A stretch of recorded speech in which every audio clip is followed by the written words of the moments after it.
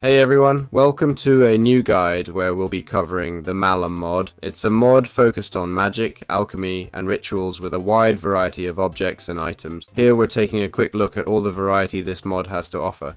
It's a pretty cool mod that currently boasts an impressive 4 million users. Created in 2021, it's been around for a few years, and the latest update was in June 15th, 2025 to be exact. This recent update is great as it shows the mod is still actively developed. To get it, just head to Files, Mod Loader, and select your preferred software. I've chosen Forge. Go to all versions and pick the one that suits you best. I'm using version 1, 20.1, then just click the 3 buttons and hit Get File to download. We'll save that file by pressing Windows plus R, typing app data, going to roaming, then Minecraft, and into the mods folder. Right click, new folder, okay? We'll put it here in the mods folder, no problem at all. So that's how we can get Malum installed. For dependencies, we need the Curious API and Lodestone, alright? They're necessary since we'll need Lodestone for animations and such. The Curious API allows us to add cosmetics, okay? These cosmetics are also functional, like necklaces, rings, and so on. With all this, we should have everything we need to start using this interesting mod. Alright, how do we start with the Malum mod? Malum introduces a magic system centered on spirits. Progress begins with 2 basic materials. Soulstone, found in caves, which is fairly common. I can't give an exact depth, but since it's mined with a wooden pickaxe, it must be very common. Then there's roundwood. This wood, found from 2 tree types across the world, is crucial for mod progression, letting us craft altars and start our first rituals. It also lets us craft the mod's guidebook. Here's soulstone, but it doesn't explain where to find it. The book has some explanations, but they're not very detailed. As for the order, I get they wanted a more visual approach, but it's a bit confusing. I won't lie. So, to start the mod, get raw soulstone and roundwood. Right, how does the Arcane encyclopedia work? The operation is actually quite simple. We need a book and a processed soulstone. You get the processed soulstone by collecting a raw soulstone, okay? Then we just melt it down and turn it into the processed form. Got it? This gives us the encyclopedia, which is basically the core of the entire mod, alright? It has altar recipes, rites, and enchantments for the whole mod. It's an interactive book like a Canva with all chapters unlocked from the start, okay? There's not much specific info like where to find Sonic Gold or Brilliant. It's more like we have to figure it out, you know? It's about exploring, right? It's cool because it adds mystery to the mod, which can be nice, don't you think? I mean, if it's an exploration mod, why spell out where everything is, right? That's the fun of it.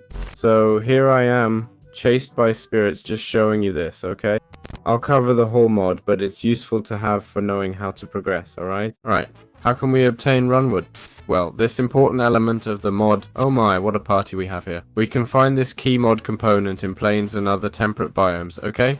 Its logs can be stripped with an axe, and smelting them yields arcane charcoal, which smelts 16 items instead of regular coal's 8. We can also get runic sap, shown here, which acts like slime and can be used in crafts that normally require slime. And that's it. Now we know a bit more about progressing in the mod. Alright, as we progress, we'll have the option to obtain spirits, okay? Spirits, I'll tell you now, are obtained with this weapon, the crude scythe, okay? It's repairable, but crafting needs a corrupted soulstone, 3 iron ingots, 2 sticks. Super cheap. Okay? So basically, how do we get the spirit? Well, to get spirits with this scythe, when using the crude scythe, each mob type drops its own spirit type. Okay? For example, if I defeat this zombie, as you can see, I get an earthen and a wicked spirit. Okay? Here, if I defeat the bat, I get different ones. So, the million-dollar question, what does each mob give? Well, I won't specify what each mob gives, because there are quite a few. But hey, the sacred, okay? Let's look for, there it is. Sacred is dropped by cows, sheep, villagers, and passive mob. Zombies, skeletons, and hostile mobs give you wicked spirit. Witches and magical creatures provide arcane spirit. Chickens, bees, and flying mobs give aerial spirit. Aquatic mobs like fish and squid provide aqueous spirit. Surface and ground mobs give you earthen spirit. Nether mobs give infernal, while end mobs give eldritch spirit. Spirits are stored in spirit jars. Got it? Spirit. You can store them here or in the spirit pouch, okay? This is how we can store the spirits. I'll grab a few stacks to show how it works exactly. Right click and we can put a stack in if we want. The spirit pouch can be opened to store spirit. It's only for spirits, nothing else. To craft the spirit pouch, use spirit fabric from a ritual. So no excuses, alright? Now we know how to progress and get important weapons for rituals. As you can see, spirits are the energy source for our rituals. Today we're looking at Scythe enchantments in Malum. This mod adds unique enchantments for the Scythe, okay? The Scythe has a high cooldown, 0.9 attack speed, and only 6 damage. Let's see how it works against a zombie in direct combat. 2 hits, because I'm landing critical strike. But normally, 1, 2.5, 2, 3, 4. If we have to defeat mobs this slowly, we should upgrade our weapon. As you can see, there are 5 enchantments, okay? The first is Haunting, which basically increases damage. If you would like, we can test them out. We'll add them and see how much damage increases, right? Bam, bam. And there we have it, see? Let's check. Ah, magic damage. We have it at max level, which is level 2. Let's grab a zombie. We used to take 2.5, now how much? Now 3.5, right? Seems so. There it is. Man, more than 3.5, no? 3.5. That's right. 3.5, sometimes 4, okay? So it's pretty cool. Next is Spirit Plunder, which increases spirits from mobs. Then Rebound, which throws the Scythe like a boomerang. I don't really get how it's thrown. Right click, of course. How much damage are we talking? Now normal, 3.5. Throwing it like a boomerang, 3.5. And it comes back fast, huh? No cooldown for this at all. As soon as it returns, you can throw it again. Man, this enchantment is pretty broken, eh? Lastly, Animated, which speeds up attack rate. I can't equip it due to some mod incompatibility. Next, we have Ascension, right? It elevates the player using the Scythe, incompatible with Rebound. Ah, I see. The issue was this Rebound enchantment. Alright, I'll grab the side for a moment. Let's try out Ascension. It says, well, this enchantment basically lifts us up. Oh, I just died. So it lifts you, but doesn't protect from fall damage, got it? You right click, and it starts lifting you up gradually. This could be pretty cool here, honestly. Let's see, oh, it has a cooldown.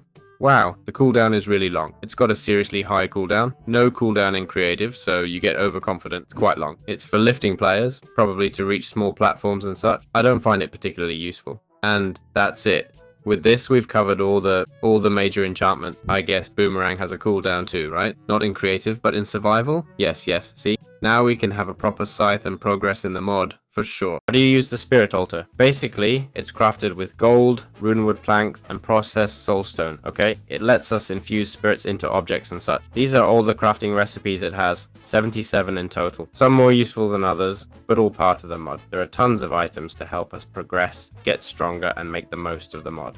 I won't explain each item one by one, as it doesn't make much sense to me, but we'll overview the armors and artifacts. I'll say this, it's a very well balanced mod, so balanced that it might lag behind in mod pack. It's designed for vanilla gameplay in my opinion, but we'll see about that later. So we have the Spirit Altar here, and it works with item pedestals, okay? Item pedestals are created like this. Alright, the pedestals must be within a 4-block radius, okay? First, for them to be detected. Second, let's perform a ritual. For example, we want to do the ritual of, we want to make a runewood obelisk, okay? We need 2 runewood planks, Halloween gold ingot, and hexed hash. Now that I have the materials, we also need the spirit. We'll put 2 ingots on the left, bam, the hexed hash, okay? This goes on the left or wherever we want, really. Then we put the runewood planks, and now we should remove all these, there they are. You can remove them, they're being used up, as you can see, okay? To remove spirits, just crouch and take them out, no problem, okay? So we place the runewood planks, then the aerial spirits. Right click, add the 8 sacred spirits, and that's when the magic begins. Oh yes, those playing with headphones won't hear it, as I keep mod sounds off to avoid disturbance. But if you play this mod, you'll notice the sound is absolutely incredible. I'd say it's one of the best crafted aspects in terms of audio, and that's no exaggeration. And there we have our pedestal, see? That's how simple it works. We've now learned the basic mechanics of the mod, right? And with that, we could wrap up the guide here. Just kidding, but we've covered a good chunk of what you need to know to progress. There are more tools to explore, so we're not done yet, but we've covered quite a bit. Alright, how do we create hex hash and why do we need it? Very important. Hex hash is one of the most crucial items as it gives us the Heather workbench, okay? It lets us make spectral lenses and, well, that's just the start. It allows us to perform spirit infusions. Hex hash helps us upgrade the crate scythe to a soul-stained steel scythe, which is better.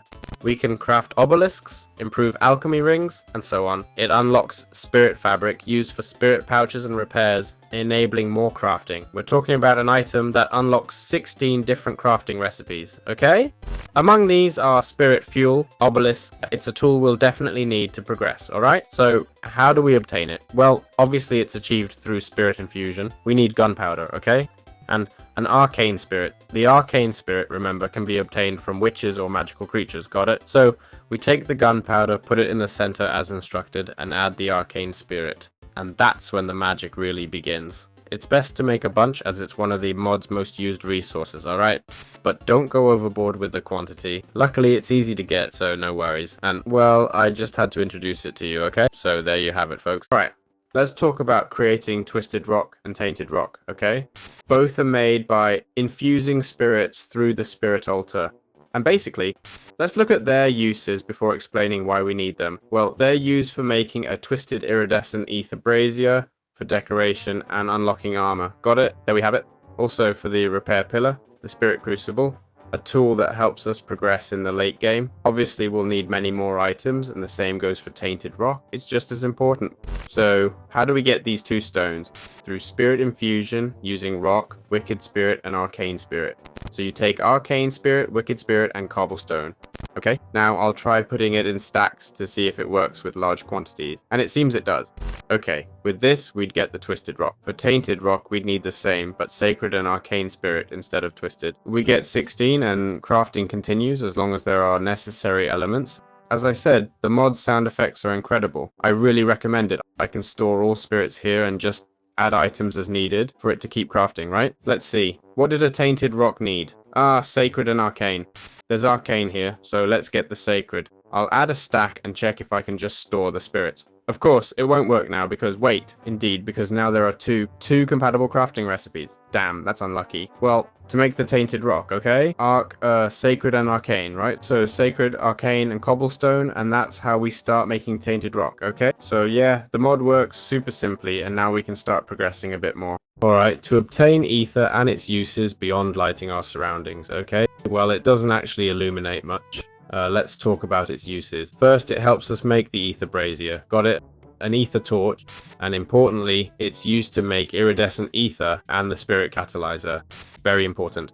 It's used, as I said, to craft torches, braziers, and mystical decorative lights, okay? If you place it, well, this is how it looks. It's essential for advanced rituals, alright? So how do we get it? Well, we put glowstone, blazing quartz on the right or on a pedestal, blaze powder, 2 infernal spirits, and a spirit bridge. Blazing quartz, important. How do we get it? Well, basically from blazing quartz ore, okay? And where do we find blazing quartz ore? Well, I don't want to spoil it, but as you might guess, it's found in the nether, okay? So yeah, it's that simple. Alright, how do we get magic metals in Malum? This mod adds 2 main metals. Sustained steel, made from iron fused with wicked and arcane spirits, okay? There we have it. Wicked, earthen, and arcane. 4 processed soul stones and 1 iron ingot, and we get this ingot.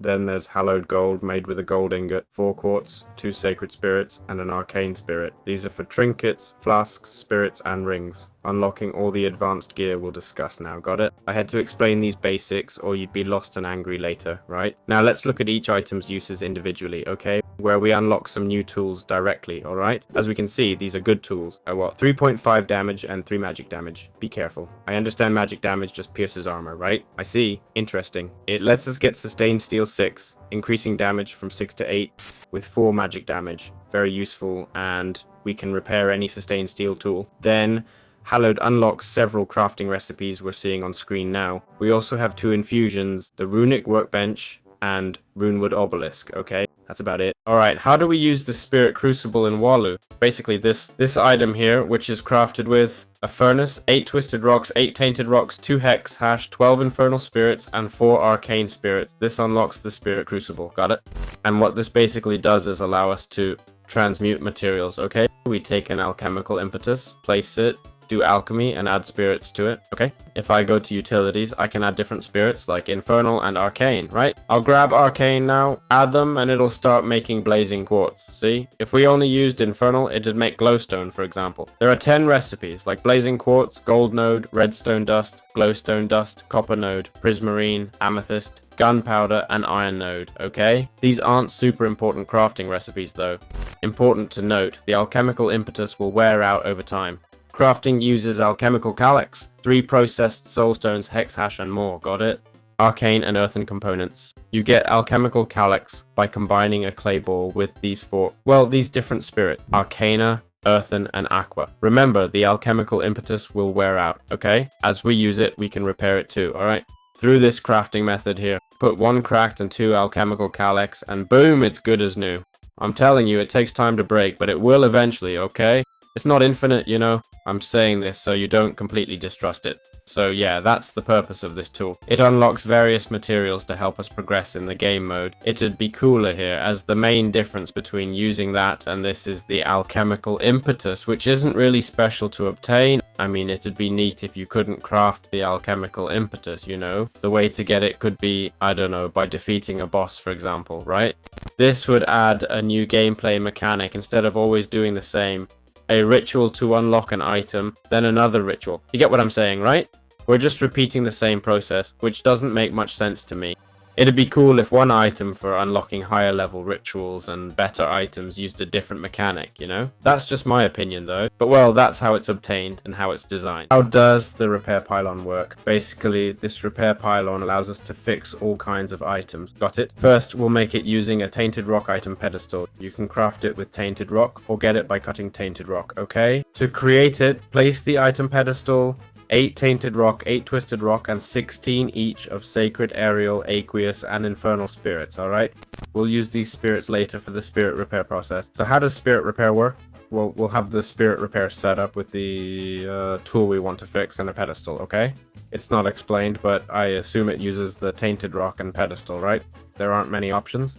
If you want, I can look it up in the guide. It doesn't put anything in an item holder, so it's placed on a pylon. So, nothing really. He also says that unlike an anvil, you don't need XP to repair, but you do need spirits, okay? This exchange, in my opinion, is pretty good. Here's a quick look at all the repairs it can do, alright? As you can see, it uses some units in exchange for spirits. It has unlimited uses, okay? Unlike the anvil, it won't break as we use it. This is theoretically eternal, but uses a lot of spirits, got it? If we have a mob farm, we don't care about spirits, right?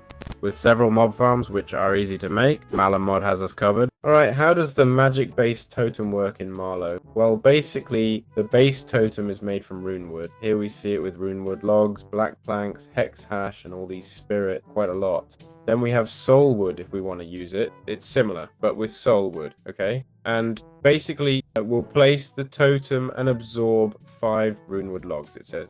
Okay, like I just did. 1, 2, 3, 4, 5. Now, infuse spirits into the logs according to the rite, okay? So if we go to utilities, right, let's see, what do I know? This ritual says Rite of Healing, Arcane, and Sacred. Let's take Sacred. 1, 2, Arcane 1. So we put it here, right click 1, 2, and voila. And I start by making the last right click go here, right? And that's where the ritual begins. Man, it's pretty cool. I'm telling you, the animations in this mod are spectacular. So now we come to the healing ritual, which is for regeneration, and it seems it's going to be maintained. It says activate it with a right click on the base. Totems generate auras, growth, projection, speed, healing, or even corruption if used with soul wood. Okay, let's look at the rituals. We have healing, growth, exorcism, warding, destruction, haste, smelting, motion, gravity, loyalty, sapping, and directed rite. I don't know if there are direct explanations for each ritual, but that would be cool, right? So let's take a look. Totem magic. Well, there's one for each. Rite of healing. Well, basically it heals you, right? Alright. Nourishment. Accelerates growth. Haste. Well, yes, it lets you mine faster. Health. It drains heat from nearby friends, eliminating them, I guess. No. Okay, it makes you immune to fire. Alright. Warding. More resistant to damage. The rites of arena. More damage.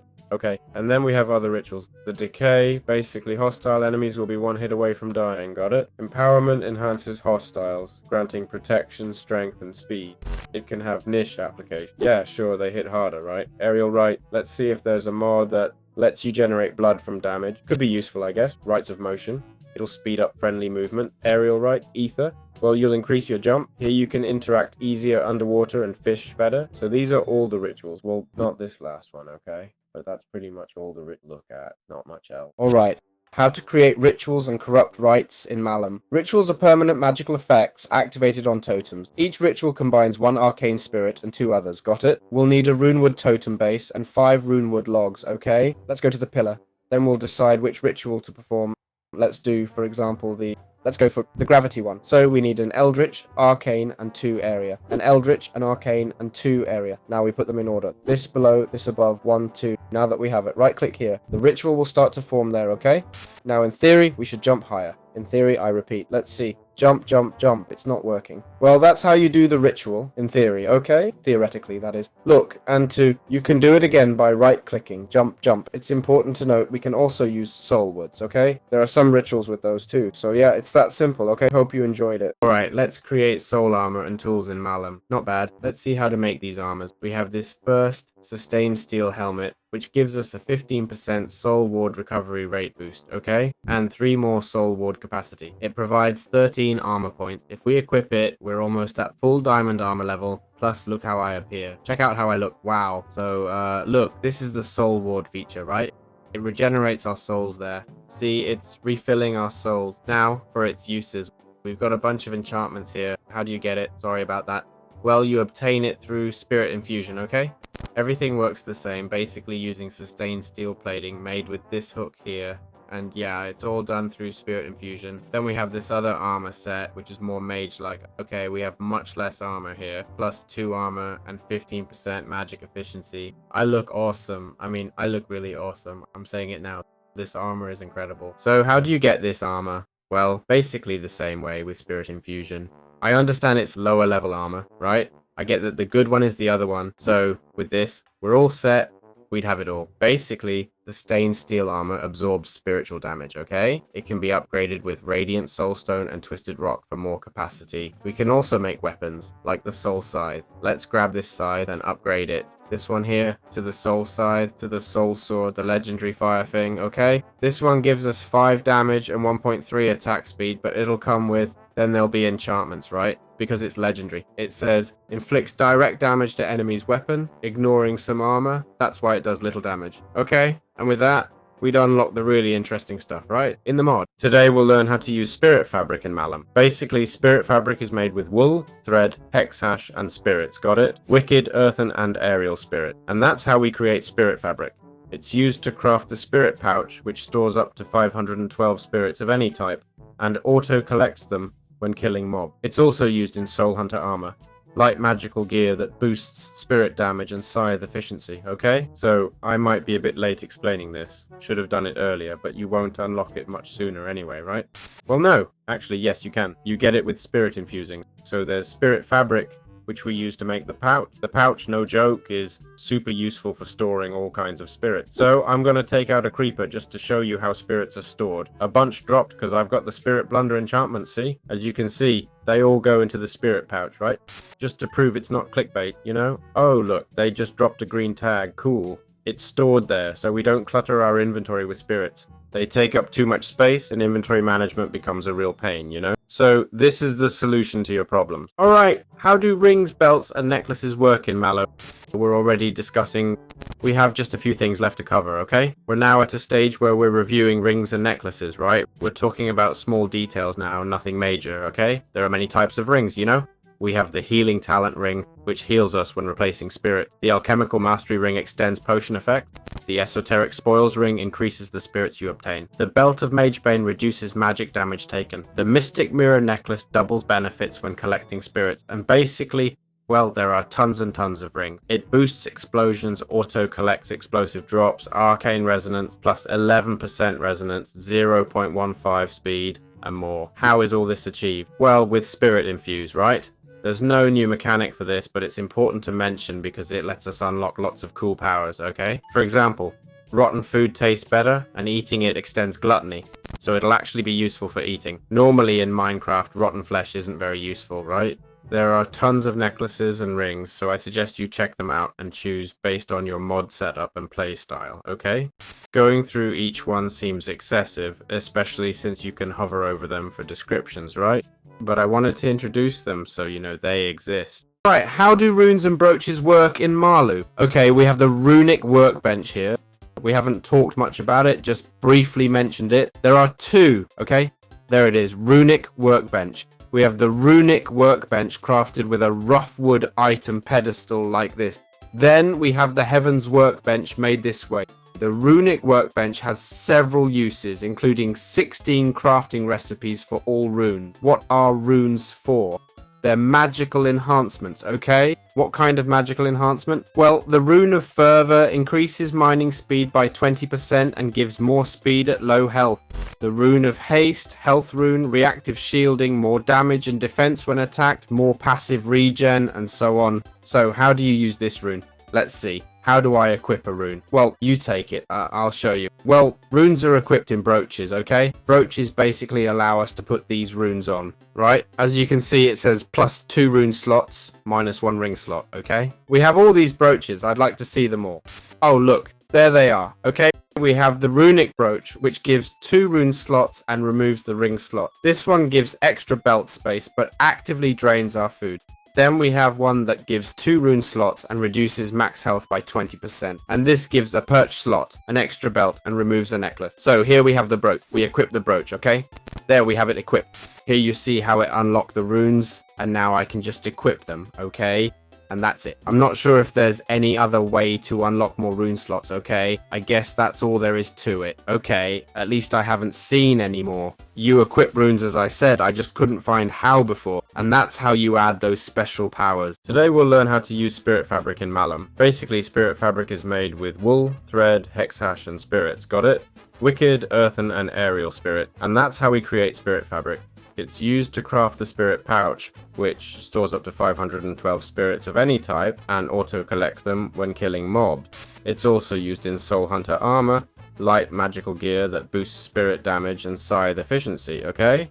So I might be a bit late explaining this, should have done it earlier, but you won't unlock it much sooner anyway, right? Well, no, actually, yes you can. You get it with spirit infusing. So there's spirit fabric, which we use to make the pouch. The pouch, no joke, is super useful for storing all kinds of spirits. So I'm going to defeat a creeper just to show you how spirits are stored. A bunch were released because I have the spirit blunder enchantment, okay? As you can see, they all go into the spirit pouch, right? Just to prove it's not clickbait, you know?